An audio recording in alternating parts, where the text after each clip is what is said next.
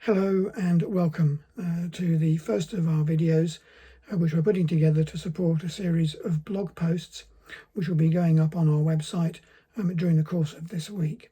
My name is Nick Hanning and I'm an employment lawyer here with Anthony Gold. We decided to put this series of posts together because from what we could see, the advice coming out of law firms seems to be very employer focused. And we thought it might be helpful to many employees to have a little bit of advice about their position and from their perspective. So we've got a week's worth, more or less, of posts which will be coming out this week. And the first one, today's, is about health and safety at work, because that, after all, is probably one of the most fundamental worries that all of us have right now about the workplace.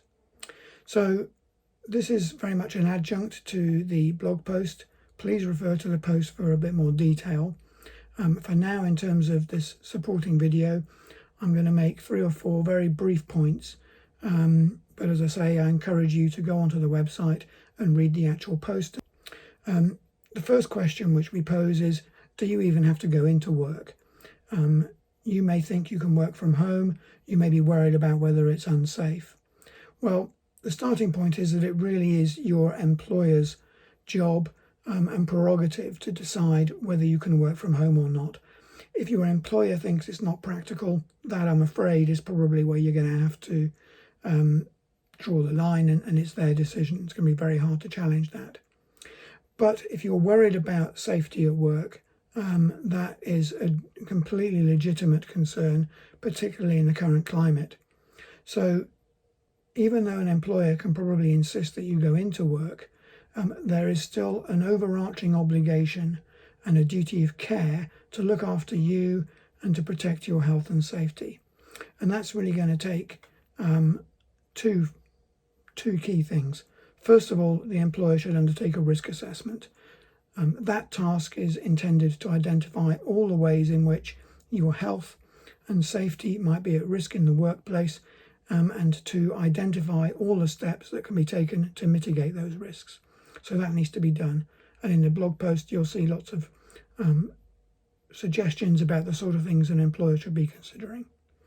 The next question is around, even if the employer has done that, you're still worried about whether it is unsafe to go to work. Can you refuse? Well, the answer is yes, you can refuse, and there is some degree of statutory protection should you be dismissed for failing to go into work. So there is some protection, and there is a bit more detail about this on the website in the blog post, so please take a look at that. And when you've looked at the blog post, if you have questions, something that isn't covered, please drop us an email. My email address will be on the site at the end of this video as well. So please email me with any questions you have. And what we will do is we will collate those questions and we will try to put together a comprehensive FAQ for the end of the week, in which every question that we've been sent, or at least as many of them as we can manage, will be answered. So thank you for listening to this. Please get onto the website and read the blog post, and please do send us any questions you have. Thanks so much.